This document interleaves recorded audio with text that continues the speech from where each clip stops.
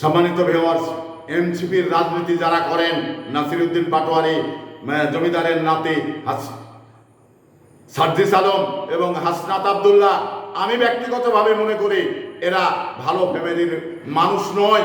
এদের বংশ পরিচয় খুব একটি ভালো নয়। যদি বংশ পরিচয় ভালো হতো তাহলে বংশে স্বভাবে বংশের পরিচয়।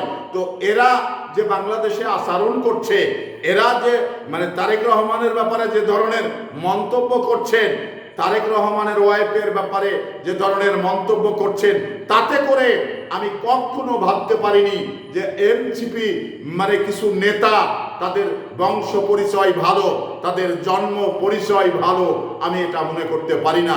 কারণ এই কারণেই মনে করতে পারি না, একজন ভালো মানুষের কাজ হবে ভালো বলা, ভালো চলা, ভালোভাবে উঠা বসা করা।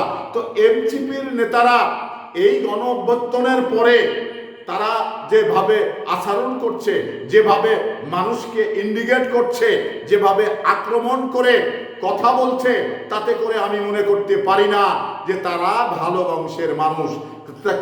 তার জন্মগত পরিচয় সেটাও কিন্তু আমি ভালো মনে করতে পারি না।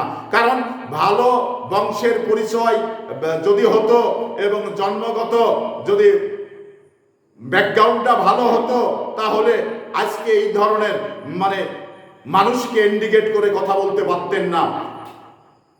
মাননীয় প্রধানমন্ত্রী তারেক রহমানকে এইভাবে ইন্ডিকেট করে কথা বলতে পারতেন না। তো আমি মনে করি এনসিপির নেতাদের তাদের জন্মগত সমস্যা রয়েছে এবং বংশগতভাবে তারা খুব একটি ভালো বংশের মানুষ নয়, আমি এটা মনে করি।